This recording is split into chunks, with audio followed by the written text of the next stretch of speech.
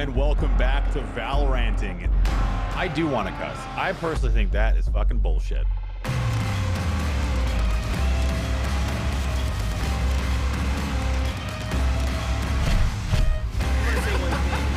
What can I do for you? What can I do for you, dudes? This is the best produced podcast I've ever been in.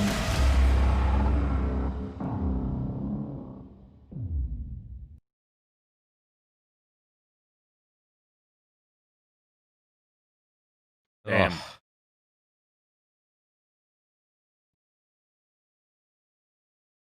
I'm pretty good. You kind of made like it's wild. It's November already, and it's not even like the middle of November. Like we're kind of at the end. This year's gone so fast, but I think it's just because I've walked basically about 3 feet a day from. I mean, it's been an interesting one, I think, to say the least. But no, Yeah. excited to jump back on with y'all. Definitely. No, man, that's what I was gonna say. Less steps, more fat. Basically, that's been what's happening. So, let me see. Yeah, it's all good. So as the days roll on, as we continue to gain weight in the dark, as we go into winter now, the sun's going down, it's getting real low, and it's time to talk about DevComs because that's what we have up first, as we always do. So let's talk about skins, which is. Well, every week we got a new skin to talk about because Riot is always on point with adding new skins. We got the Ion skins out this week. They are cool, like everything else that has come out. I don't think there's been, aside from maybe the ray gun set, a skin where I was like, "Oh, gross." Yeah, they've all been good. Alex, you still spending all your money or what? You know what? I'm doing good these times, these days. The only thing I want to spend money on is the battle pass. And then that's it. And I've been doing good with that. I'm putting my money into charity instead when people are doing all these things during COVID times, and it's been cool for that. It's Movember. Oh, wow. Been putting the money in that instead too. I'm just giving all my money away to charity instead of buying gun skins. Just want to guilt the shit out of everybody. Nice. Okay, how about you, Matt? You buying these skins or what? I can't say. I've done a bunch of charity streams. My own personal money, though, is still going towards skins. Unfortunately, I think this one though, I only bought the Phantom. What I've realized is like most of these skin packs include a bunch of guns I don't use. So instead of paying like the 100-something bucks for like all of the skins and like a player card I'll never use and like the gun buddies and whatnot, I just buy the one gun I would want it on and save some money. One thing to add though, what's cool or I find kind of weird, and it was mentioned on Cutler's stream, was that the knife itself kind of looks like when you're swinging it out, you're giving like a middle finger. So it's cool for the ones that want to buy the knife and like innovate in the way of teabagging, so that when you actually like teabag the person you're killing, you pull out the knife at the same time, and it looks like you're giving the middle finger at the same time too. Innovations in teabagging, always at the forefront of Alex's mind. So we've also got some observer changes. I didn't buy this skin because, and I also didn't donate to charity. I'm actually stacking all my money under my mattress. So new draft. We got a new draft screen. Basically, observer changes. I expect to continue to see these all the time as we move through November into December for what will likely be the largest tournament so far in Valorant's short history in the First Strike final event. So having all these new HUD options and observer tools coming in ahead of that makes a ton of sense. Not to mention, there's some really cool functionality in here that really only excite people in tournament organizations, tournament organizers and maybe some other coaches and that kind of thing. But there's maybe a chance that we'll see full API. There's a customizable HUD. You can change the game state. So if for some reason there's an issue or a crash, you have to restart a lobby. You can put in all the values that were there before that restart happens. It's all pretty cool. Alex, I guess I'll hit you first. Is there anything here as a guy who's spent a lot of time behind the mic recently that's really standing out to you? Definitely. One of the biggest one is probably the agent pick, so that you don't have to wait and like blabber for like 30 seconds trying to figure out, or a minute rather, trying to figure out who are going to be the agents that are going to be picked. That's going to be a great advantage to be able to just get into the screen, see who's picking what, and even add more to the analysis, going in depth into that game. I think that's pretty cool. The other one is, being able to see what weapons and what abilities now pop up on top of the head at the beginning of the round, instead of seeing Vandals across the board since beta. It took a while, but we finally got there. I'm happy about that one too. My question mark, though, is about the match medic, as they call it, right? So you could actually put the KDAs, or you could actually put also the credits. For me, it's how would that happen if you don't really have a demo system or something like that yet, right? So if somebody crashed, who knows how much he really had? That's my big question mark of how they're gonna approach that. I am excited for the functionality only so I can go into the observer tools and give myself a positive KDA for the first time in months. So, Matt, anything standing out to you there as well? It's good to see that they're doing a ton of adjustments to the spectator client. I know that was one thing at the beginning of the game. It was like, this isn't really ready for like a major event. And I think it's definitely getting, obviously, with the First Strike main event coming soon. It's getting there. I think the biggest kind of hurdle they'll have now is like, how is the right way to go about observing the game, and is it something very similar to CS? Is it something different? Because there is, it's interesting. It's like, Overwatch, there's a lot going on at all times, but it's usually like prolonged over a 10 or 15-minute map. Here you get a lot of visual clutter in a small amount of time, and the kill time is so fast that players just drop. So I think it's just kind of how do you start presenting that to the audience that makes it digestible. I think that'll be the next biggest hurdle.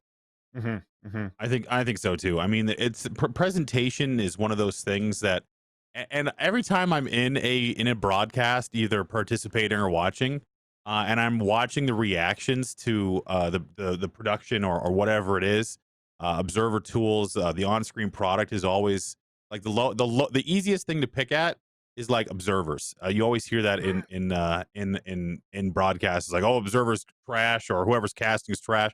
Those are the typical things you hear. So the more information you're able to present easily on the screen for idiots in Twitch chat to interpret is really going to do you some favors. Yeah. And speaking of production, we have the tried and true topic, NA versus EU production edition. Instead of what teams are better on which side of the pond, we're now talking about who is moving their cameras adequately for their transition shots.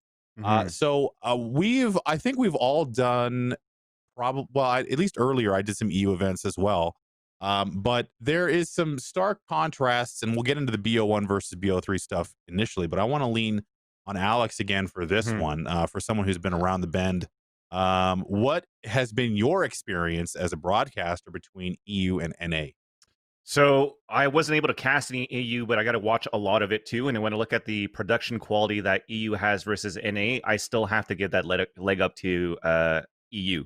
NA, I like it that they start everything on time. It's 5 minutes, and it's like no long breaks, no delays. But I even wrote a list down of what I like from EU that I think is missing in the US, or at least for NA. The first one is an analyst portion to the segments of the production. I think as a caster as well, when I'm going to be the one that has to like do the pregame of a matchup, cast a game, and do the post matchup analysis of the game, it kind of gets repetitive at that point. It's nice to have an analyst desk to break that. And then even at the same time, that same comment you said about shit casters and stuff like that too, it's like, man, this guy's always repeating himself. He doesn't know what he's saying.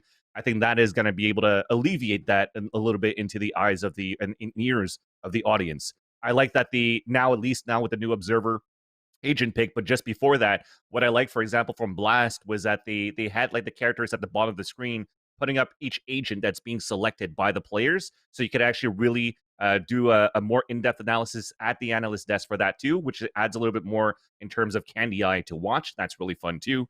The player names on top of the teams, and so the scoreboards. So the scoreboards in between matches, in between rounds, whenever you're pulling up the money, it's nice that some productions, I think it was Blast again, they actually put the name of the team on the top and the name of the team at the bottom, so it doesn't really confuse into the audience to like, hey, who are we watching on the scoreboard? Another thing that I really like is during the break, to add more content, is the rounds where they put in like the communications of whenever somebody's talking, their image lights up. I think that's really cool in terms of adding production value to that. And then the last one is the camera shots for the players between the rounds. That also adds value to it too. That I think I haven't seen that in any production yet. I can't believe people accuse you of being long-winded. Matt, I have opinions, man. Well, it seems like Blast just kind of took off where Flashpoint in NA was when Monty and Flashpoint had that event, and they took a lot of the same stuff that Flashpoint did and just ported it over to EU, where I thought Flashpoint is probably the best event we've seen in North America thus far. You had like player interviews with the player cams, even, kind of player clips in the past, from different games. They even had, I believe it was, they were talking about one of the players, and they played Heroes of the Storm, and they had Wolf on, who's an Overwatch League caster, but also casted Heroes of the Storm. May they rest in peace. So I thought they did I thought they did a tremendous job. Scoots reminding me that it's Pot Flash, not Flashpoint. I'm thinking of Counter-Strike, but yeah, it's all the same stuff. That's their fault. That is their fault from a branding perspective. That is their fault. But I think outside of that event, though, I think EU is definitely, obviously being able to kind of be in a studio environment, I think has helped them a bit. Yeah. I remember watching, I think it was one of the whatever the EU tournament was, where they were like going for like an 80s themes. There was just guitars all over the place. Yeah, that one was cool. I don't know what it was. Cool. I forgot what it was. It was We Play, I think. Yes, We Play. Yes. Yeah, We Play. The We Play Invitational. So my favorite contrast was like enormous Banks sitting next to Mitch. I can't remember. Was it Mitch? Yeah, Mitch. Yeah, Mitch. No, Thomas was the guy. This little dude. I love that. I was like, I feel bad that they're trying to show this entire set, because you really get to take in just how little Tommy's. And as a broadcaster, there is something that, and this is just more inside baseball talk for those people who have never been on a set. There's nothing worse than wide camera shots that just shows your whole. Just put me behind a fucking desk already. Jesus Christ, no one needs to see what's going on below the belt down here. Yeah. Making me concerned about my corduroys I've been wearing for the third. Sorry, Moses, as you're mentioning that too, because as we said, like the best production in any that we saw, we talked about Uplay, we talked about Blast. One thing in common from all of these three events is that they've had studio events too. So that's what's missing as well, unfortunately, with the times that we have. But I think a lot of these productions would be definitely elevated if they were able to do that studio work eventually as well. Of course. I mean, in studio, you get a much better. I mean, again, this is inside baseball stuff, but you get a better feel of the people around you, the vibe, and just being able to talk to someone, which I haven't done with anyone aside from my wife in several months now. You kind of forget what that energy feels like, and even and talking about inside baseball. I mean, look how much better the conversation is now. Just removing a small amount of delay from the VMix call, you know what I mean? So it's 100% to go to that next level. To be back in studio is going to be huge. So for me, the NA events kind of peaked with the FaZe Invitational, not because I wound up on a billboard in some random park somewhere, but Toronto, man, it was a big field. Is that where it was? Yeah, there you go. So I mean, that was a great event just because of the. It was like the culmination of like the TSM Sentinel storyline. It was kind of peak Valorant hype at the time because it was still very fresh off the presses. So the FaZe Invitational was probably the high point for me personally, and with Pop Flash's production value, if you can imagine those two things going together, that would really make for some incredible events. So it's lots to look forward to there. But another unsold hero of these events has been the co-streaming. So unfortunately, with First Strike, your EU edition. In addition to striking out all possibilities of fun with best of one formats, they've also made it so that you cannot co-stream. So people like Myth, Sean Garris, those guys, they can't co-stream, which is really taking a big bite out of the community because Myth and Sean and a bunch of other people who have been out there co-streaming constantly, and those doing podcasts, doing live watch parties, all those things, that drives interest from so many different 100%. Areas. And to take that away from people is I understand it. Again, from a business perspective, they're trying to capture as much traffic in one source as possible so they can measure it. But that is it's selfish thinking, in my opinion. What about you, Matt? Games will stop looking at it this way, I think, shortly, because what they'll realize is it doesn't matter if the traffic is just on one channel. If you have the entire game section rise to the top and there are just more overall people watching it. What I love is like they'll put it on multiple platforms, but you have to watch it on the one channel. Where at that point, just let people watch it how they want to watch it. If they want to watch it with the actual production and whatnot going on, great. If they want to watch an individual player's POV, fine. If they want to watch a more like podcasty round table, just like meme fest, like Sideshow, great. If they want to watch analysts like Sean Garris, that's fine. Like, just let people consume the type of content they want to consume. And as long as it's all going back to the Valorant section and you can point to, hey, look at what happened when we had this event and the game spiked for X amount of hours, X amount of time, and all these extra eyes came in, it's great for the overall game. I think this is a line of thinking that will probably be phased out over the next few years. I think it's something where it's a little bit of an old school mentality, I think, to kind of how broadcasts work. But I think as more companies and organizers start to work with Twitch and YouTube and the other platforms, they'll realize that if they can just boost the overall game, there's a higher chance that more people kind of stay in that section, which boosts tournaments for the future. Yeah, it's going to drive, and bringing the game to the top of the category is such a great call. I mean, that's even Jesus, 4 or 5 years in now, watching streams. Whenever I go on to Twitch or any other streaming platform, the first thing you're looking at is what are people watching right now, like what's going on. And every once in a while, you'll be like, oh, what the hell is Valorant doing up in the top 3? You click in, you see like the FaZe Invitational, you see all this other stuff going on. It's going to draw in more eyeballs. So once tournament organizers or whoever marketing people kind of let go of the not, I want to call it the lazy approach, but the archaic, I guess that's a good enough word. The old approach of just trying to capture everything so they can tick all their sponsor fulfillment boxes and that kind of stuff. I think that, to Matt's point, it will evolve past that shortly as people start to recognize the power of I'll use the word influencers here to drive the interest in their products. Yeah. So we did touch on it briefly, but the best of 1 versus best of 3. This has been like, and we've started to hear more and more like for some reason the EU teams are starting to have uprisings. Carlos did have a tweet about it, but deleted it afterwards, probably due to some other things involving G2 that happened. Yeah. But anyway, yeah, the best of 1 thing just needs to die. Just need to take it out behind the old woodshed. I don't know what happened with EU organizers. It's like this one of those things where nobody likes this. Why are we doing this? And the organizers are like, well, we're going to keep doing it. So that's the way she goes. Matt, what are your thoughts on that? Do you think is it some sort of sinister conspiracy where they want to spend less time on broadcast or what? I would say it's probably more towards they want to try and process more teams, get more teams involved, and you can fit more teams with obviously doing the best of 1s. Otherwise, there's really not much of a reason. Even if you did best of 3s, just don't broadcast all of them or let people co-stream other games. I don't know. And maybe you could do that. I think, though, that best of 1 should go away for the future. I think the teams want it to go away. I think the fans want it to go away. I think it's just a matter of time before there's some kind of universal format. I think that's been like the biggest complaint you could have about First Strike thus far. The games have been awesome. Being able to kind of just jump from broadcast to broadcast. Seems like there's always games going on 24 hours a day.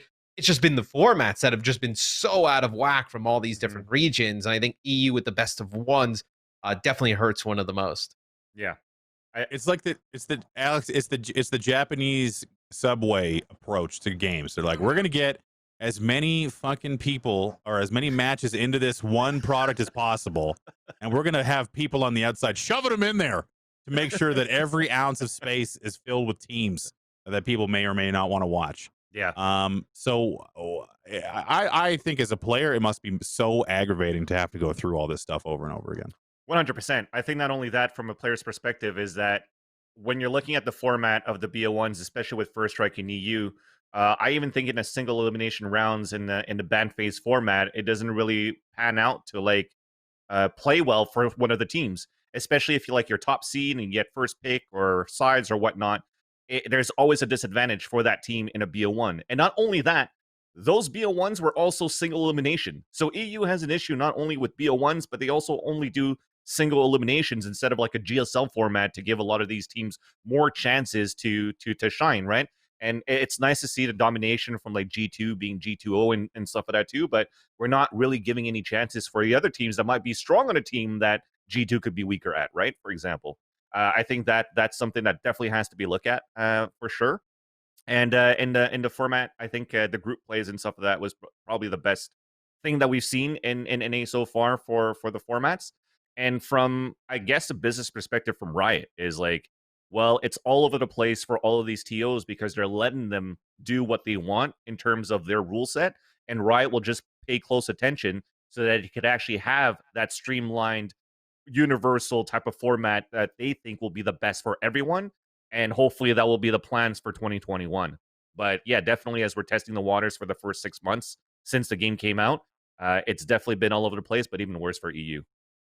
Yeah, I think that the best of one single elimination is just like a huge fuck you, just a big old fuck Just you. sucks. Like, did you? Oh, you didn't get the map you're good at? Oh, that's a damn shame. Sorry about that. Yeah, there's no way to spin it positively. Like it just No, sucks. there isn't. Like So we do have. I want to see this clip that we have queued up here for EU observing. I would love to see what EU observing looks like. But so Blast did do all the observing did the organization for the EU tournament. And Blast has got a ton of experience, obviously, in Counter-Strike and is a high level, innovative company that has done a lot in esports. Yeah. So to see how they've kind of done their transitions, everything like that, I will say that for the most part, the garnish, the accoutrement for EU broadcasts have been a lot better than, you know. Shout out to our friends at Nerd Street and Pop Flash. Obviously, they did a great job as well. But for some reason, it always feels like EU always has consistently more interesting not side content, but just an overall better product. They just need to strike these fucking horrible formats and get over it. But there's a but. The observers are still like Prius and Sapphire, so that's a +1 for NA that goes over to EU to do the observing, right? So it's true. NA gets a leg up for observing. You know what? So we'll take that away from them as well. So all they have left is full heads of hair and a few pieces of shoulder content. Yeah, that's it. So we also have some team updates as we move on here. This is mostly the teams that have been performing well are looking to bolster their ranks either through coaching or paychecks. So in this case, the Slimy Boogermen are looking for a coach. So they're looking for one. If you're interested, if you know someone who is, look up Slimy Boogermen on Twitter. That's great. Good for them. So we also have, please give us a home 3 out of 5 play with consistent pack and loss. We don't want to play hard mode anymore. Remember when we called out orgs for not signing Equinox? Yeah, Moon Raccoons, it's time. Yep. So this is Moon Raccoons are looking for an organization. I mean, of course they are. Yeah. You don't want to continue to play for free when you're doing as well as they have been. Moon Raccoons is my favorite team now, only because they contain Profi, who is a former PUBG pro and now one of the only remaining, actually probably the last guy that I know of. Everyone else watched out. Why doesn't VALORANTing? Why doesn't VALORANTing sponsor the Moon Raccoons? Yeah, there you go. I have. We tried on Platchat. It was too expensive though. But VALORANTing, I know Scott'll break the bank for the Moon Raccoons. I trust it. We have dozens of dollars available for sponsorship opportunities for anybody out there looking for coffee money or maybe a sandwich here and there. We can definitely help out. But neither of us could help them with their packet loss. That sounds way more like their issue than an organization issue. Yeah, I wonder what happens when you sign a contract. Your packet loss just goes away. It must be. Yeah, it's in the contract. No more packet loss. Yep. Wait, these organizations don't provide me with better internet. Why did I sign with one? Yeah, they were just gonna like run a dedicated fiber line to your house as part of your where do you live? Oh, in the middle of nowhere. Okay, what good is this thousands of dollars a month when I can't play? I remember back in the day, I used to hear of people with oh, this guy's got T1 fiber or a T1 connection or whatever it was. Like, Oh it was yeah. like a 100 Yeah. megabit connection or something Yeah. like that. And you're like, holy shit, that's insane. Yeah. But yeah, that's how times have changed. I was Good on a old boomer 56K. 56K. You Yeah. still on it? No, I was. I think Veli is. Valley, Yeah. 100%. Yeah. Especially if it's pixelated, that for sure. He can't He's answer still trying the to connect phone. to this call. Yeah, exactly. That's the reason we have Vansili is because as Veli couldn't connect to the call again this week. So C9 White have also signed a head coach and a strategy coach. I don't believe C9 White had a particularly good run over the last couple of days. I think they did get first rounded. Yeah. Unfortunate, but they you know, the resources keep on coming. And we have Dream as well as Real Moon Chopper as strat coach and head coach. Do we know anything about these people, Vansili? Yeah. Or Matt. I'll Does anyone just say, know anything I'll about say these people? real quick, then I'll pass it to Matt. I know Moon Chopper used to be the coach there for Morning Light. So when Morning Light actually had a very good run over in the tier 2 scene, getting a couple of the events for the Nursery Gamers and starting to get a name for themselves. Unfortunately, a lot of those players got, I guess, the team imploded because the players got picked out. So some of them went over to Dignitas, of course, but Moonchopper definitely something that could add on a lot to C9 White.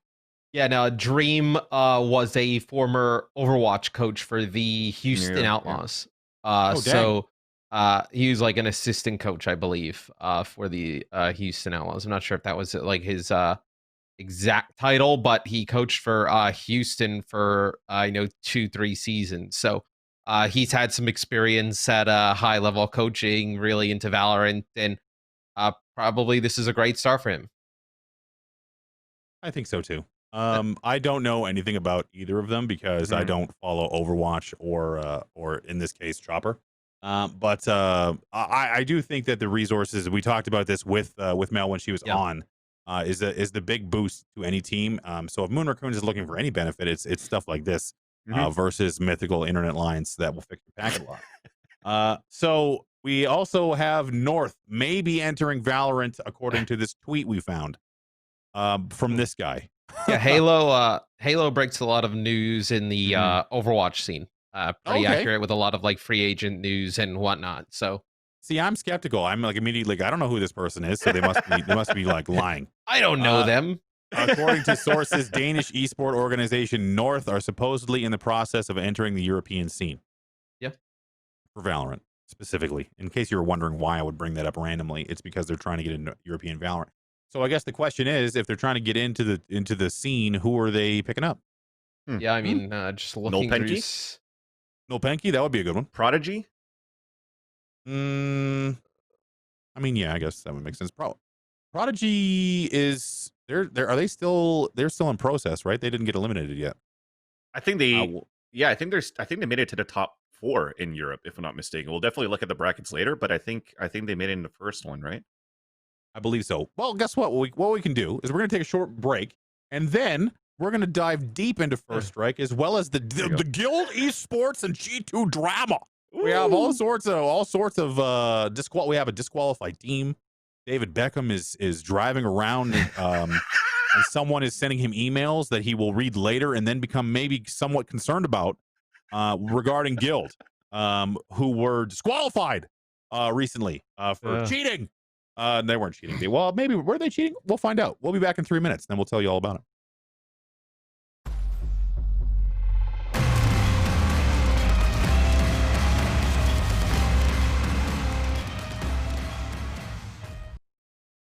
Welcome back to Valoranting. I'm Moses, joined by Mr. X and Vansili, otherwise known as Matt and Alex. You can call me Derek if you want, but it would make me uncomfortable.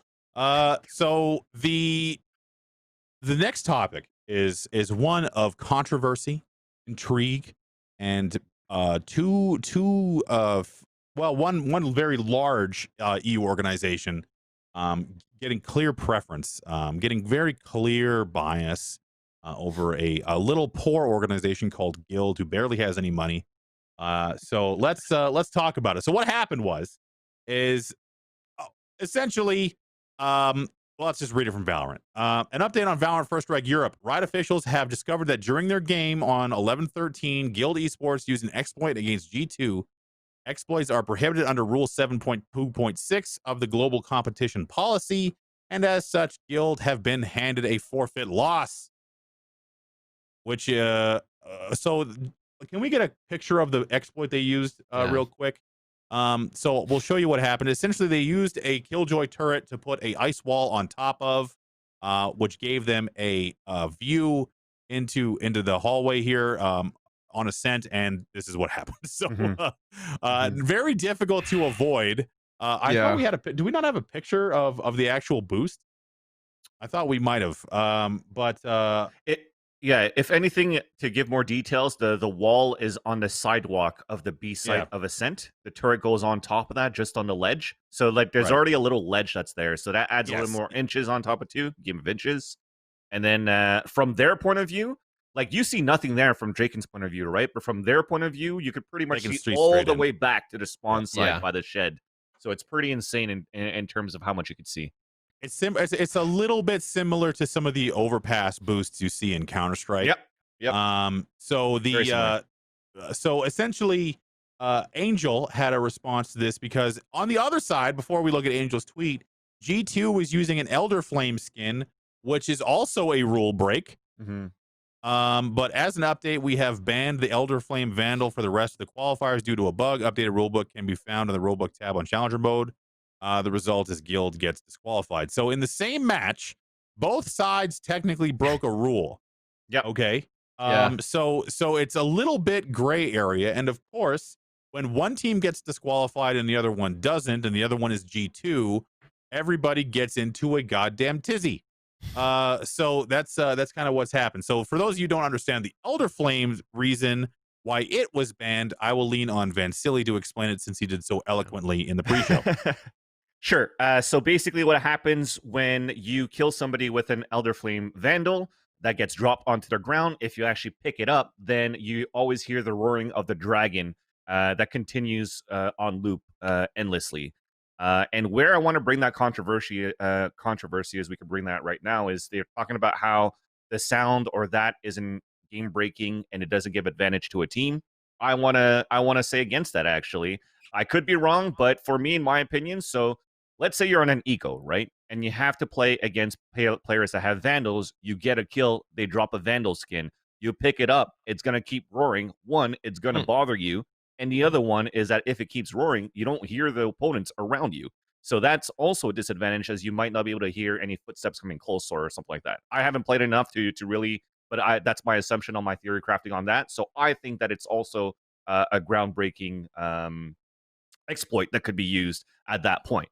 But then again, from G2's perspective or from Guild's perspective, both of them using a different type of exploit, it's not on them. It shouldn't be the organization's at fault to be able to whoever moved on or not. I think it was more on, unfortunately, the tournament organizer or the admin. Matt, what are your thoughts? I'll get your thoughts first before I weigh in. I think it's an unfortunate circumstance for what kind of should have been looked at as like a really good match between these two teams is now just kind of a big controversy back and forth. I guess in regards to the Elder Flame in this boost, like why isn't it out of the game? Like if these bugs have been in for a very long time, we kind of get constant updates. Like how has it not been kind of addressed or removed? I feel kind of bad, like Guild getting DQ'd because it's a best of one. And like the whole format is brutal. It came back to haunt him this time. It all kind of comes back to haunt. But I just think they need much clearer rules because this is an exploit. We changed the rule on the Vandal skin with the dragon, but then in NA where we see players putting the Killjoy ultimates on top of lamps by kind of like jumping and doing the maneuvers, that's okay. I think there just needs to be some kind of like uniform rules across like what is good and what is not, because I think you could easily, like if a team would have lost, let's say, to a Killjoy ultimate that was on top of a light, would we be kind of talking about that in the same capacity? The NA teams were actually pretty like well prepared for it. They knew exactly kind of where it would be. But still, I think it kind of leaves the door open for things like this to happen, which I don't think anyone would probably want to see more of. Mm-hmm. Yeah, it's a weird. It's one of those things where you can't really. Well, I guess you can have some expectation that Riot would fix it. As soon as they discovered it was exploitable. But like so many other things, I think there's some worry that when you start changing and adjusting things mid tournament, that you could potentially break stuff again. So that's probably why we haven't seen another patch. So who knows? Who knows what the real thought is? But can we just give a quick shout out to a situation where if you pick up someone's gun, it won't stop yelling? Because that is just it's just tremendous. It's like this gun won't stop screaming. Like it's like picking up a cat off the street. Like, oh, am I not supposed to? Okay, fine. I guess I'll just put it back down because it's distracting. So yeah, it's a shitty situation. I think that it was handled well by both G2 as well as Guild. Considering obviously they're upset. But they did qualify. We're looking a little bit ahead for this, but this is the response. The team is devastated by this decision. We believe we deployed an innovative use of abilities that was permitted.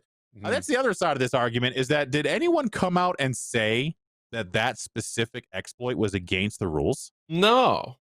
And sorry, Matt, but that's what we were saying too. Apparently, when I was reading through like the posts and the conversations or whatnot, because they're all in a Discord channel, right? And they didn't really have a captain's meeting until they got into like the close playoff phases. So anything before that, like round of 128 or 256 or whatever it is, none of that is discussed. But on top of that, once that exploit was, or at least the combination of the turret and the ice wall came about in conversation, I don't think that any admins came back with an answer either, right? So the question was asked, but nobody answered. Yeah. So they just said, let's use it. Yeah, I mean, that's what kind of Mike said in the chat, where that they asked the admins and they never got a response. But like my thing is like this has been in the game since like you said as well. This has been in the game since Killjoy has been introduced. Like you've been able to do this. This isn't the only spot you can do it either. Yeah. So I guess in my mind, if I was them, it's like we're a bit past the release of Killjoy now. If it hasn't been patched out by now, I would have just kind of assumed like it was some kind of odd gameplay thing that like they were never going to patch, and maybe it's something that you could do. I think it just creates a really gray area when it's not removed from the game, right? Because then you don't know, like, is this it's obviously, I would say it's obviously not intentional use of it, or like the intended use. But if it is a use and there's been nothing done to stop the use, then is the use okay? I think that's kind of, and it just seemed like nobody had any idea. To be devil's advocate on that though too, I think is when Killjoy came out was also due when we started seeing Sag too, right? So she was getting nerfed to the ground as well. She wasn't as picked anymore. There was only David P pretty much that was still using it before Breach got the buff, and then everybody started using Breach. Nobody was picking Sage anymore. So now that you see the like a use of Sage coming into these type of strats, that's new for a lot of these eyes, including myself. Then it's a lot of theory crafting with the agent pool that comes out right now, and these in-game leaders and strat callers and coaches and analysts are trying these new things. And there's always going to be these new discoveries that could be game breaking that might not be found. And unfortunately, it's in these moments during tournament time that we see it for the first time, which makes it a very difficult decision to make on the spot. I think that it's a big old tray of shit brownies, and it's got lots of different ingredients. A little bit of someone else did it too. A little bit of admin non-responsiveness. A little bit of Valorant Riot didn't patch it, and Guild gets to eat the whole tray. So lucky them. True. So let's move on a little bit. It sucks, but I think that there's going to be a rematch. The fabled rematch down the road is still a possibility. It adds more. It's gonna be so fun.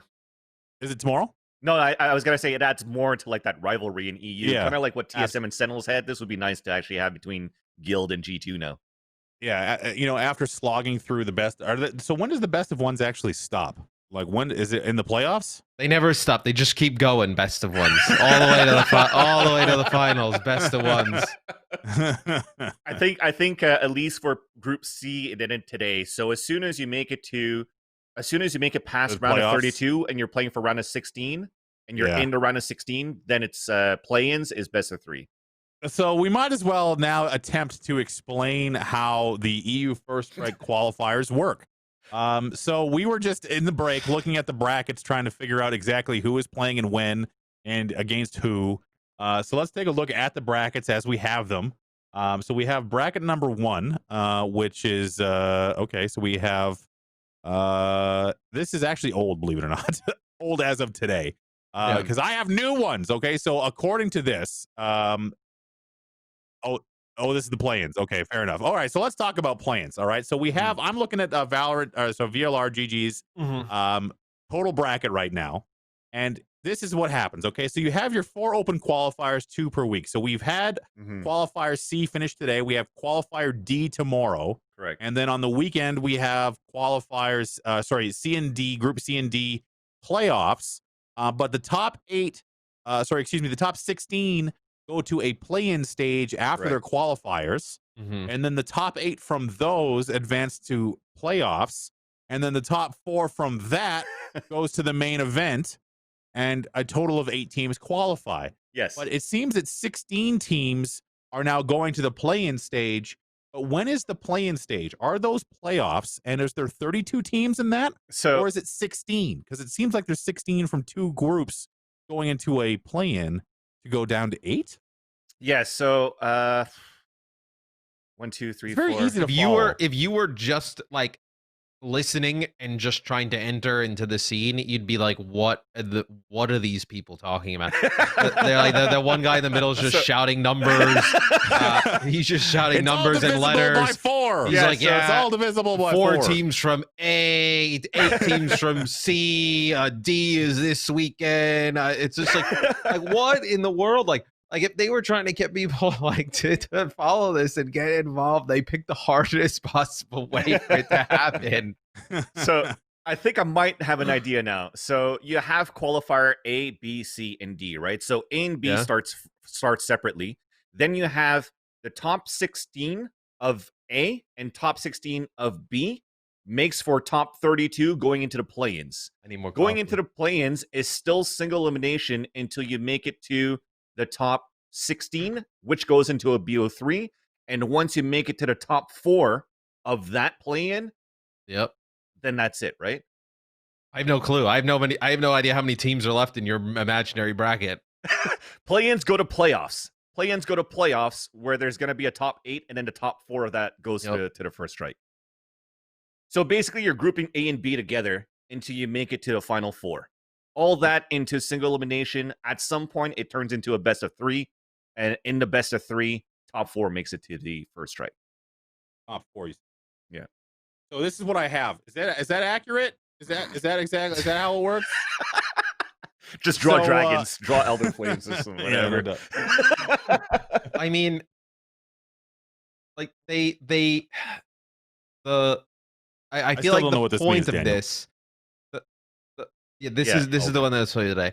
I feel like you missed the mark on what first strike should be, right? Like first strike should be accessible, easy to understand, easy to enter. Let's all understand, dip our feet into Valorant. Let's let new people who may not follow the scene, gain some interest. And it looks like a Path of Exile skill tree out here. Like, what the fuck is this? Because what's kind of sad about it is the games have all been really good, but unless you follow the scene closely and know where to go for the content in the games, it's very difficult to find. How big is this bracket? It's enormous. It's 128 teams or something like that, right? On each qualifier. And that's the thing too, it's single elimination, but on top of that, there's 0 fucking advertisement for this stuff, right? So props to despite.gg for at least putting those brackets and putting those matches on the side where you could click. But the only way they could actually watch or follow is by watching the POV of the players themselves and not have any broadcast that could actually explain the fucking format of how things are going. Which I'll say, I do like the players streaming. I think that's actually 100%. awesome. I would love to see the NA players do that too. But I feel like there Secret. just needs to be just a more uniform way to do this, to where We it's really shouldn't easier. be looking at EU for this either, because EU obviously can't be fucking trusted when it comes to anything. When it like, we have best of ones, we have 1,000 teams. There's like 45 different combinations of teams and brackets. You know what happens is you follow it for a bit. Like when it starts, you're able to follow it, and it's not as crazy. And then by like the third week, you're just kind of, there's so much Valorant and it's all over the place. It's on, you know, this person's streaming a game from a one region's bracket. There's a player streaming over here. Like there's so much different Valorant in different regions going on with different rules at the same time that it would be difficult for somebody to follow it. So then what they do is they just don't follow any of it, which is like the exact opposite thing of what you would have wanted to happen. And actually, and I mentioned in the chat here, Torment by Gnomes, shout out to them too for Jude.gg for giving them a shout out that, you know, if you can't follow anywhere and you have the brackets for Spike, but you want to watch some games, you don't know where to watch it, because sometimes even if the streamers, that people don't know that players are streaming or whatnot, sometimes they've put it into onto that website as well. So you could actually watch it from the POVs of some of the players too. But then again, like not every player is going to stream, because not everybody also has a dual stream setup. Not everybody is a streamer either. So it makes it difficult for you to just follow the scene in EU, which is unfortunate at that point. Make it easy to watch, man. That's what I think. Like I'm getting. I brought it up already once, but like I think back to like the Nerd Street Gamers, like the Valorant Invitationals and stuff like that. And obviously, invitational formats and whatnot are a bit of a snooze fest, especially back then. Well, I wouldn't say the snooze fest, but it wasn't ideal back then. But it was simple. Like, here are our teams, and they fight in groups, and then they go to the playoff stage. Whereas, I mean, I understand. I think the biggest barrier to the simplicity in this case is just the sheer amount of people that wanted to play in this. So Riot had the open qualify, like the as open as open gets for qualifiers. And that has resulted in like the spaghetti bracket. Honestly, I love open bracket. So, who doesn't? But here we are, like what are we? Or about I don't know, 2 weeks or so, 2 weeks away so from the main event, and I have no idea what is happening in the middle of this qualifier. I think it's a combination. I actually think the open qualifier allowing everybody to compete that wanted to compete is the right decision. I think the hardest part probably, and if you are looking at it, is having all of the regions operate at the same time. It's been incredibly difficult to focus on any particular reason, but you're also kind of running against the clock because we have the holidays coming up with, like, you know, Christmas, New Year's, Thanksgiving, like really kind of like your main office in some way taking off, right?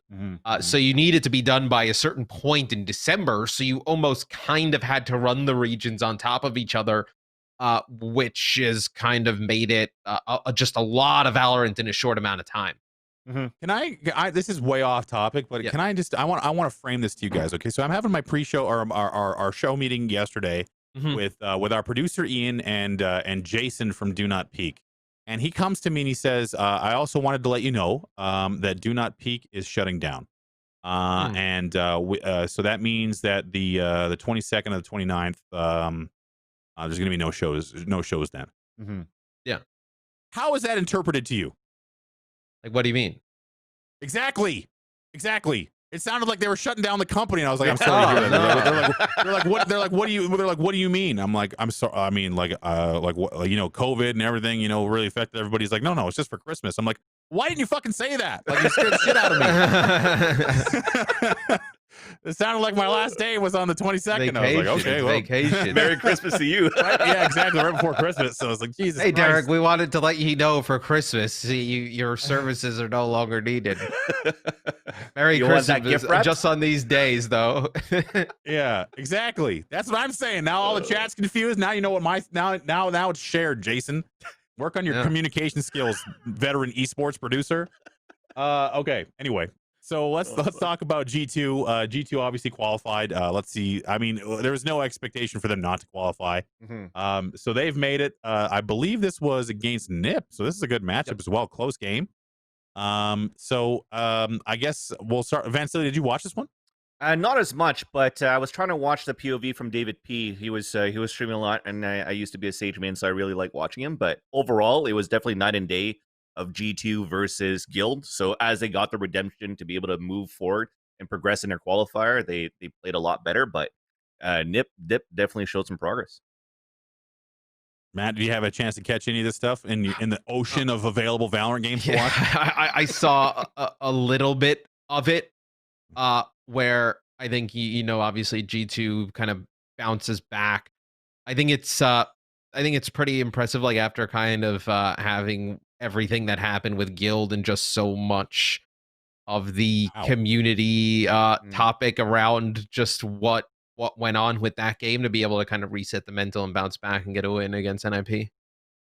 Yeah, it's G2 has been very resilient to watch. I honestly, man, I just want to go over the result, because there's still so many games left to play. Yeah. So let's just talk about Liquid and Prodigy. Liquid is a team that I've been following more closely, just to this weird kind of feeling I'm getting from this team. Like Liquid as a squad had a lot of hype coming in behind them, and now obviously they're still a great team. But do they feel as powerful to you, Vansili, as we expected them to be when they were signed? I guess it's looking really around the hype of that team with the names that were signed, but definitely it was underwhelming in terms of the results. Although they're still doing quite well, right? We still talk about them as the top 3, top 4 of EU. But what's going on with the roster for Liquid is they're still trying to find a little bit more out of their agent composition as well. As you're looking at Scream, that always used to play as a Reyna. Now you see him literally as a Jet, but not even a Jet operator. He's a Jet rifler. So they're really trying things out on their end in theory crafting, which is what I really like about Liquid, in a sense that they're in a build-up phase, or trying to understand their play style, but also not going through roster changes to get to where they want to be. So I definitely got to give them props to that one to continue with that mentality. So like a Where's Waldo game, we've actually been able to, over the last hour, determine in this enormous bracket where Team Liquid is. So shout out to Daniel. So we also have Fun Plus Phoenix against Opportunists. FPX, of course, qualifying there as well. So there's really not too many shakeups here as far as people losing. Summon FC also qualify. We'll see that after this. What is that crosshair? Yeah, I don't know. That's an odd one. Well, it's nice to see though that the at least from what we've seen thus far, nobody's really kind of gotten, and I say nobody, like the teams that we kind of thought were at the top of Europe, nobody's kind of gotten burned by the best of one format. Because that would have been quite upsetting for some of these teams that have played early on. Yeah, I mean, they're so used to it. But that was one of my concerns, is that you could see somebody on a whim beat a very good proven team in a one map series, and we have not seen that thus far. So that's a good sign that I know for the bracket and the main event, we get the best competition possible in Europe. Yeah, and that's where the brackets obviously start to become very exciting, is when I guess I'll just come out and say it, when all the other teams that aren't going to make it get disqualified. So and on that topic, we'll be talking about T1 shortly. So Summon FC also qualified. Again, I guess Summon FC has been more of a story for me. This is a team I'm actually not very familiar with, Vince. Yeah, what me can you neither. tell me about the squad? Unfortunately, never mind. Yeah, unfortunately new for me too. I haven't followed the scene enough to know about even Exile or Summon FC. But I looked at their roster, UK players, but when I was looking at UK players, I was always thinking about Fish123 and Artists at that point. So I'm looking forward to see them in the future matches for the play-ins. The UK is like the Australia of Europe. You know what? It's like anytime we see like a decent UK team, it's like, okay, how many of these guys are going to make it into the eventual signed roster, and how many of them are we never going to see again? So like, you know, Artis is a great example. You know, he's with G2. Like if you were to make a UK super team, which I guess Artis was kind of on for a little while, with Fish 123. You know, it's kind of incredible to see just how similar it happens. Like with Australia, anytime there's a good team, it's like, all right, which North American teams are going to pick these guys apart? So it's been interesting to watch, and I hope that we finally, for Pansy's sake, get a full UK roster that actually sticks together and doesn't get picked up by some like, Vitality or something like that. So Liquid's not so bad for them right now. Yeah, I mean that's close enough, right? I where is Liquid's facility again? Is it in Denmark or the Alienware training facility? I can't remember where it is. Why do I feel like it is in Denmark? Is it the Netherlands? Yeah, it's in the Nordic core of esports, wherever it is. They're in the headquarters. Where they're gonna get amazing. They have a huge like Sauron eye sticking out into the sky. There's one in LA. They have one in LA. I know that. Yeah, I know they have two. The European one is someone in chat's gonna tell us. Netherlands. There you go. Ryan Central with the clutch. Thanks, Ryan. So we also have some other questions, specifically Guild, need more DM, no Panky, Majao mode. There's still another qualifier. It happens tomorrow. I imagine all these teams will be involved in that, and we will talk about it next week when thankfully it will all be over and we can just look at the results rather than trying to navigate the spaghetti plate that is the EU bracket. They should be heavy favorites in that as well. Because you look at some of these early round matchups and they've been kind of blowouts, and you think a lot of those teams are the ones that are left in there with them. So this would be where you would see like a big surprise upset if one of those teams doesn't make it through. Yeah, and I think that's what we'll be able to cover next week. And I'm excited to watch the bracket for it's. You know, I look at it like a playoff basketball, where like I'm like, okay, when is game 4 and what is the series score? So like that's when I tap in. Yeah, that's when I start to watch. Is like no one wants to watch game 1 of the of the opening qualifier. So well, unless of course there's a great matchup, which almost never happens.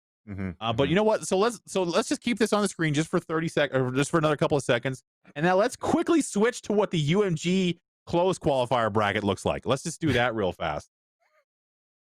Just teams everywhere. Just go straight. Just go straight over to the other one. I want to see it. I think it's like pretty much similar. Is it similar? Oh, I thought we had a graphic that was just like here's the teams, or the groups rather. Do we not have the groups yet? I thought we did. We have the groups, at least for the UMG close qualifier coming up, but I think very similar to currently in EU was that they did run 2 open qualifiers going into the top 6 of each of them. So it was open qualifiers. I choose to ignore that. Teams. Yeah, I choose to ignore that and focus only on the results here. Look how much simpler this is. This is why NA is way better than EU. We just know how to make a good chart that's readable. Here's the teams. Here's EU. Okay, now show us the other half.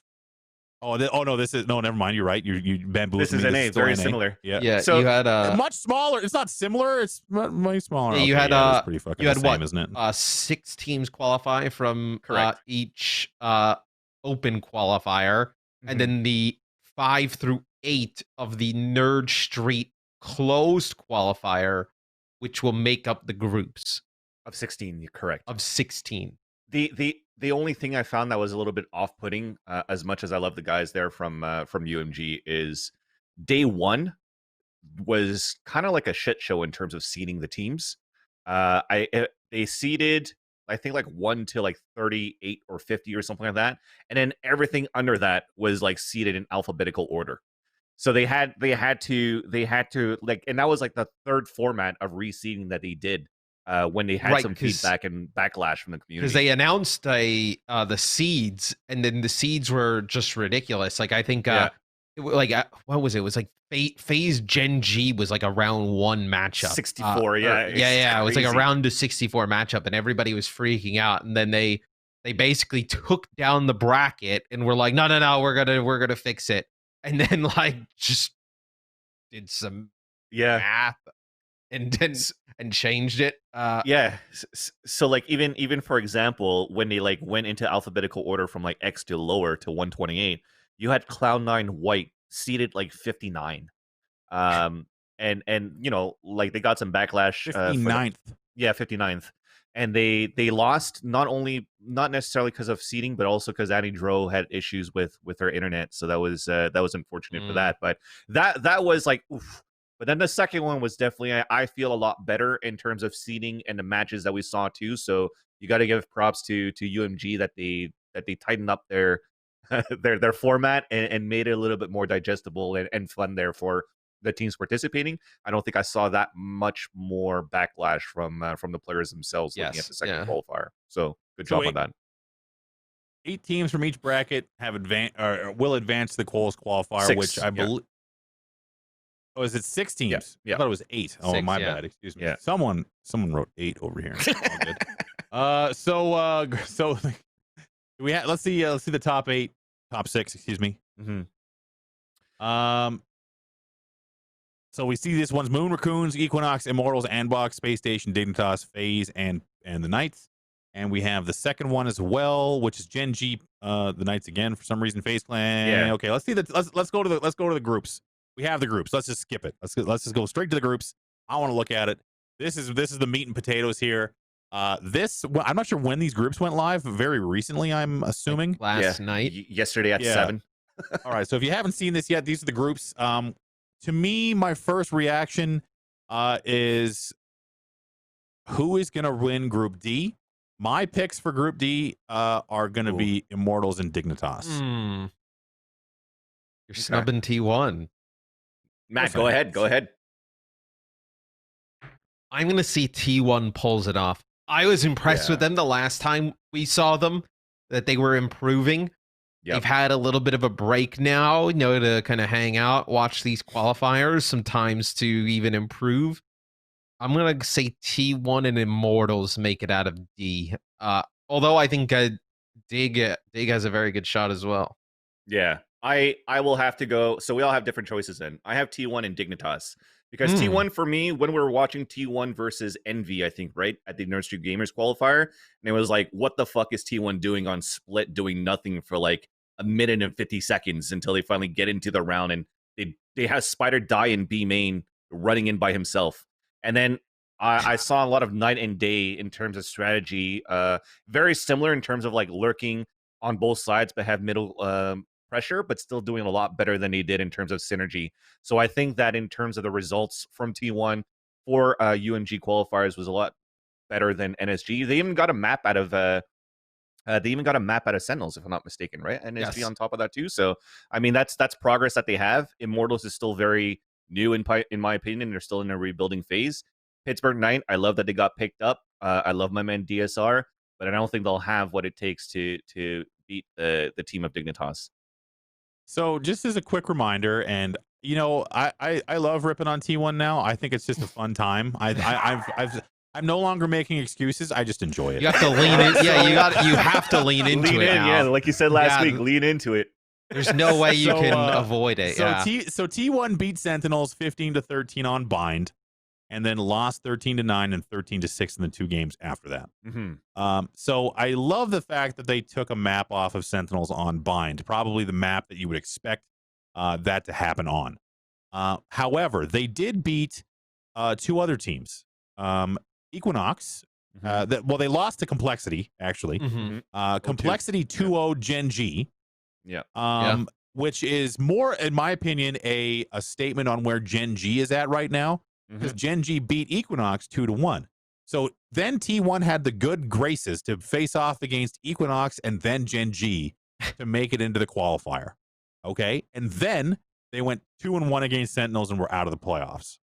In that case. But they qualified, so now they've made it so elsewhere. There's a progress chart going on there for T1. Right. It hasn't dipped yet. So I guess now, can we look at do we have the brackets up? Oh yeah. So looking at their current group, I can see how T1 makes it out of their group stage, and that is mainly on the fact that they have Pittsburgh Knights in there, converted him to the dark side, and the question mark about Dignitas. Like, what does the Dignitas and T1 matchup look like? Have they ever played before? I can't remember if they have. I don't think so. So it's a question mark. So to me, I can easily see T1 doing T1 things and losing in the group stage. But also, if they are going to get out, it'll be on the back of a bad Dignitas game and probably just the Knights not being at the same level as the other 3 teams in the bracket. Or in the group. T1, they haven't played against the Knights or Dignitas. They did play against Immortals in the Nerd Street Gamers Invitational, but that was back. That is a good month ago, and they lose that series 2-0. But that was like when they had just picked up Spider. He. I mean, at that point, I mean, it was kind of a meme. He was only like sitting in 3 spots on the map at a time. It was just one of 3 spots. You just kind of roll the dice. He's and he was open. there. I teleported where he called wants. out for not starting at Group A, and I think they finally figured it out that I just like I'm like a heat-seeking T1 missile. I'm just like, where are they? Yeah, we say Oh, that's a good point. We started in Group D. Yeah, We're going backwards. We're going backwards. yeah, we're doing the All right, EU bracket so version who else of can I of pick a on here? Who else breakdown. do we have? Well, actually, let's play favorites. Let's go to Group C. Yeah. We have Moon Raccoons. I said this earlier, but because they have a former professional PUBG player on their roster, they're automatically my favorite team. We have Serenity, Gen G, and Complexity. Now, a lot of chatter in the chatterino about Complexity being a sleeper team and having improved. So since I have it up over here anyway, I do agree. I think that Complexity is one of those teams that came together. You had a couple of question marks about them, but they have started to put together high-profile wins. And you know, especially against Gen G. You know, unfortunately, the previous win did come against T1, so it's not as important. But you know, it's been good to see a team like Complexity have success. This is always a squad you want to see perform well, but in so many games, you know, they are just short of greatness so often. And there's a lot of pedigree there in that squad and in that organization. So looking at Group C, who are your guys' choices? We'll start with Matt this time for those guys who make it out of Group C. I'm gonna say Complexity, and then I'm gonna say the Moon Raccoons. And I don't know if that is if not picking Gen G is like a huge upset here. I just think since they beat Sentinels in that game that allegedly may have not mattered for Sentinels or whatnot, they have not looked good. Where Complexity seems to really kind of be hitting their stride, and then you know, Moon Raccoons is going to be playing with a little bit of a chip on their shoulder, right? Because Sean leaves Moon Raccoons to go to Gen G, and where you thought that Sean was just kind of leveling up in terms of like the team, right? He wanted to play. He wanted to play the entry. I think Sean's been really good for Gen G. He was great on the Sova for the Moon Raccoons, but I'm gonna go with a slight upset here. I'm gonna say Moon Raccoons are the second team that makes it out. Yeah. I'm gonna have to agree actually with those picks. I love Gen G a Complexity lot. Moon Raccoons, is that what we're saying? Yeah. I love Gen G a lot, but they definitely show a lot of inconsistency for that team as well. I think Sean joining the team, I mean, he's put up some big numbers as at Reyna, but he's also had a lot of maps where he was fully nullified as well. So as a core, I think they're still trying to find themselves. GMD used to be the Phoenix entry fragger, I think, for Gen G. So putting him out of that too. So they're still trying to find their stride, kind of like what they were doing in the past here for other teams of like Liquid, for example. What are we going to do with the agents, the players that we have? And if we don't want to break this team apart, what can we fix? And I think they're still trying to find that solution, that answer, which I don't think they'll have it on time for this weekend coming up. So Complexity and Moon Raccoons going up to that one. Serenity could maybe even upset. The only player that I've watched a lot was Showtime. I think when he played in the Boomer Bowl for the Pittsburgh Knights, he's been very good. I think it was a jet operator. But aside from that, I don't think they're going to be able to do any upsets versus the other 3 teams. Gen G just beat Serenity 2-0 in the UMG qualifier. But if you look at like Gen G's latest matchups, you know, like when you look at them against like the post that Sentinels game that I was talking about, they get 2-0'd by Envy. They lose 2-1 to TSM. They beat Equinox in a game 3. And then they get 2-0'd by Complexity, 2-0'd by T1. They play like the 2 beginning teams of this UMG, and then they lose to FaZe, and then they just kind of beat a bunch of teams that are, you know, tier 2 at best. So like they haven't really beaten like a top team since that Sentinels game. And then if you want to throw that one to the side, you're looking back to like the quarterfinals of the Renegades event, but they were not even playing with Sean at that point. Yeah. Yeah, it's And we didn't have top teams in that one either for Renegades. It was a mix of like a couple of T1s and a couple of tier 2 event. I'm taking complexity and moon raccoons as well. I have a story here. So Sharky also, I guess I should also include complexity in my favorite teams. I'm giving it the edge to moon raccoons based on the fact that they're unsigned, and unsigned teams with former pro PUBG players. Get me on board. I'm on board. So complexity also has a former PUBG pro in Sharky. He played for Tempo Storm, multiple time champion. I have a fun anecdote about him. The first season of PUBG, they ended up winning, and the next phase we all come back. It's about 2 months later. Sharky has gone and bought himself a pair of $1,500 Balenciaga gross ass sneakers. Okay, and he is rocking these things. Yeah, the most disgusting shoes I've ever seen in my life. And I just hope that he is taking that energy, that confidence. He better be playing in them. Yeah, he better be for how disgusting. Like, I'm a boomer, okay? Like, I have to recognize that in myself. I don't really know fashion, but I know what a dumpster fire of a sneaker looks like, and those shoes fit in that case. Actually, does Moses, hold on a second. Does Moses actually watch the matches, or does he base his decisions on who's on the team and who he likes and dislikes? Yes, I'm essentially the Valorant Skip Bayless. I don't think he actually watches any of the actual sports. He just comes in and is like, "What's on Twitter today? Let's talk about that." That's me, okay? That's what being the host is all about. I have subject matter experts above and below me. I'm just here to talk about people's shoes and anecdotes from an age in esport that no one knows but me. So Group B, let's talk about that. This is the tough one. This is a tough one. Yeah, definitely. Just to add on to that too. Sorry, Moses, before we get into that one too, I just want to No. Okay, what do you want? You're the host. Tell me what you want. No, as you mentioned Sharky, because I did want to say that Sharky and Jonah P were really two really good additions to complexity. Now that you mentioned that Sharky was in PUBG, I do remember him playing with the High Ground boys, right, in the beta days when it first came out too, and he was playing as that Brimstone. And we're like, oh, he's actually using a stim pack when nobody else was using it before to break down sage walls. I was like, yo, this guy's like innovative in terms of his play style. So just to add on to the whole PUBG, I do appreciate PUBG coming in and showing some innovative things to Valorant. Absolutely. Throwables is where most of these guys grew up, throwing insane amounts of frag grenades at each other over hills, waiting for something to pop up on the screen to say you can push over now.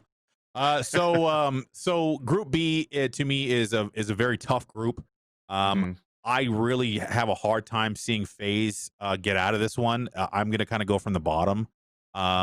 FaZe, I think, is going to have a tough chance. Now, there's some weird shit happening with FaZe. We kind of did strike this from the show. But this kind of stuff does happen and does affect teams. Marv has recently been under fire for saying some really shitty things about Tenz's girlfriend. So on one hand, I would love to see C9 Blue and FaZe go up against each other at one point. But on the other, from a mental aspect, I wonder where FaZe is at currently and if that's going to affect them as they come into this next next barely group. Made it. Yeah, and they barely made it in as well. So my picks for this one is TSM and Anbox. Question mark. It's really the asterisk between Anbox and Energy because I really don't see FaZe making it out. Matt, how about you? I think it's gotta be TSM and Anbox. I think barring like a bad performance, like I think TSM is relatively safe here. I think if you were almost to like pick out of all of the groups, which team like is like a lock, like TSM and Cloud9 seem like they would be like the two. It's just nobody. There's issues with all three of these teams, right? With Anbox, FaZe, and NRG. I just kind of view that Anbox is the strongest one.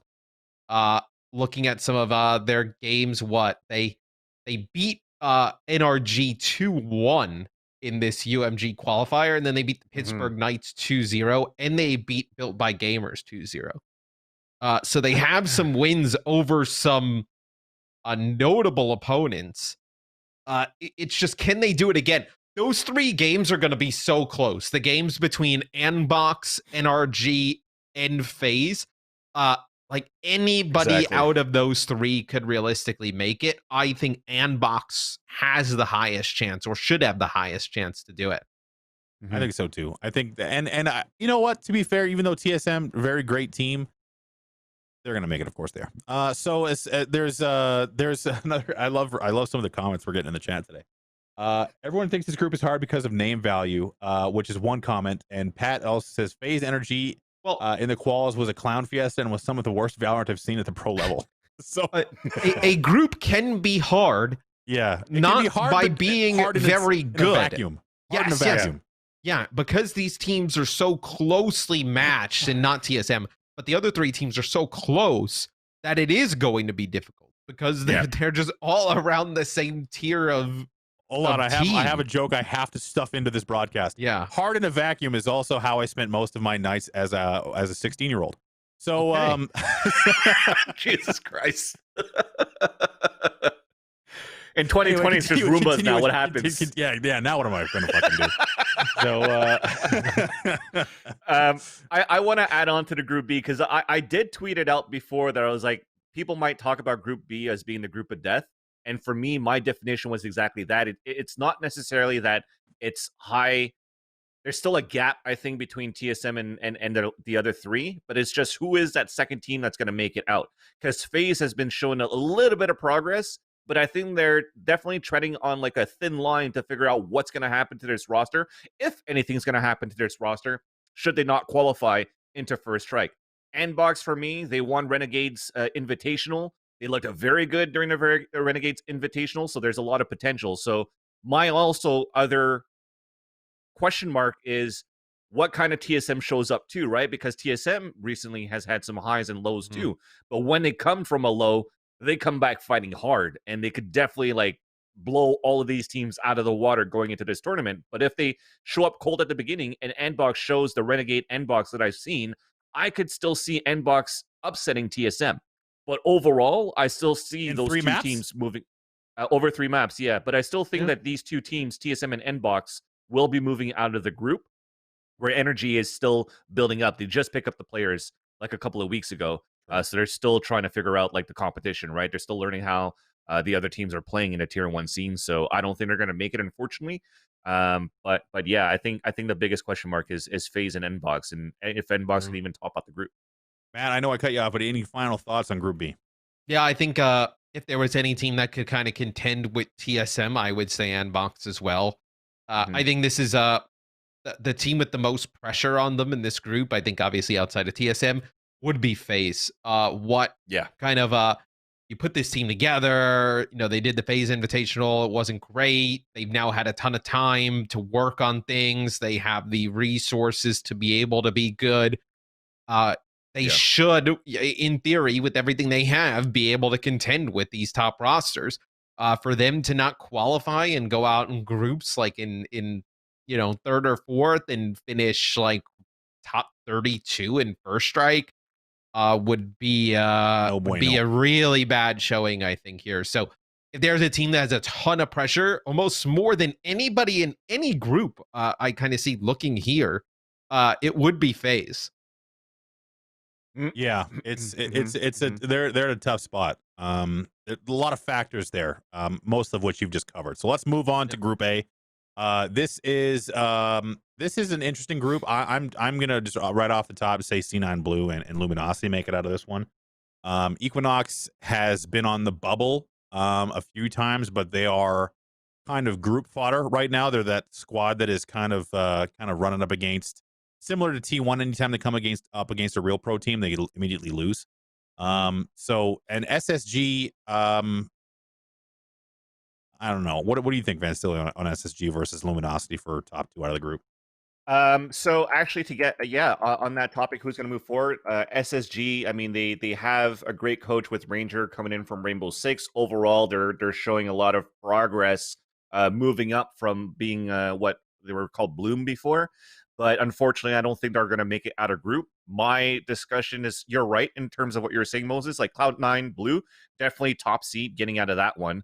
But between the other 3 teams, it's going to be between Equinox and Luminosity Gaming. And I was just trying to Google real quick to see the results for Luminosity Gaming, because as you're saying that Equinox, once as trying to win, they were winning a lot of tier 2 tournaments, but once they finally started to play against tier 1 teams, they didn't show any good results. And I think LG is, although they're showing progress, is in a similar boat where once they play a lot of the tier 1 teams, it's still one-sided for that that tier 1 team. Correct me if I'm wrong on any of the matches that I might have skipped, but I think they're in the same boat for both of these two organizations. So within those two together, though, going head-to-head between Equinox and LG, I will still give the edge to Equinox because us trying to win in the tier 2 scene continued to get that number 1 spot for all the events that they've played. Group A is a question mark for me, Matt. I think C9 comes out on top clearly, but the other three, kind of a toss-up. I think Space Station Gaming has a better chance than we may think. These teams have actually all played against each other recently, Equinox, Luminosity, Space Station. And to run through some of the results, I know Space Station was able to beat Luminosity 2-1, and then they lose to Equinox in a 2-1 series, and then they ended up beating FaZe Clan 2-1 to make it through. In the qualifier, true. Yeah, in this qualifier. So we've already seen Space Station Gaming beat one of these teams and lose in a close fashion. You know, you have a good coach, you come back a week later or a few days later, you have a chance, right? Where I think this is interesting. I think Group B, look at it like with those three teams so close because their play is like faltering. I actually think Space Station Gaming, Luminosity, and Equinox are playing some of the best Valorant that they played individually as teams. True. It's just that their peak kind of is at the same level, so to speak, where all of these teams, I feel like their ceiling is about the same area. Cloud9 should be able to make it out of this relatively smoothly, although I think they are probably a bit more upset prone than like TSM, I would say, in terms of kind of like their, I would call like invincibility to make it out. I think you still would probably put Equinox as the favorite as your number 2. I think it's really close though. Like I would not be surprised if like Space Station Gaming like snuck their way in there too. I'd be happy for any of those three, man. Holy shit. Like it'll be amazing to watch. Yeah. There's lots. There's lots and oh look at that. A little cute. Boom. Oh, is this the announcement video to where the block letters? Show it to me. I know they're coming. There they are. It is. And the highlights. There we are. Yep. Give me some techno music with the zoom in and zoom outs and Wow. Equinox Esports. We have these guys, D-Cop, and this other guy. Look at him go. Nice job, everyone. What's the closest we can get to copyright-free Skrillex music and then just kind of throw some highlights on it? Yeah. We should get into esports video production. We would nail it. We have the formula down. Like we could have innovations. Like maybe we'll use like a Helvetica every once in a while. Just throw in like some, really we'll change the game with some non-blocky letters. Take it to another level. Oh man. So that kind of brings us to the end of the show. But I at the same time, I have thoughts. I think that do you guys think the first strike is going well overall? We'll start with you, Matt. Yes. I think even with some of the format issues and just ridiculousness, I think it is. We needed to see a high level Valorant again. It didn't seem like there was a ton going on with just individual tournament organizers after the Ignition series, so there needed to be something that came after it. I do think this is a big learning experience, though. Yeah. They need to figure out these formats so they're uniform. They need to figure out a way to make it easier to follow for people who want to follow multiple regions. But what you look at, right, is people are interested in the games. The games have been high quality, and they've happened. So I feel like it has been a positive overall for the Valorant in just terms of like esport and just ecosystem to have it go on and with the way it's gone on so far. So I would say overall it's a positive.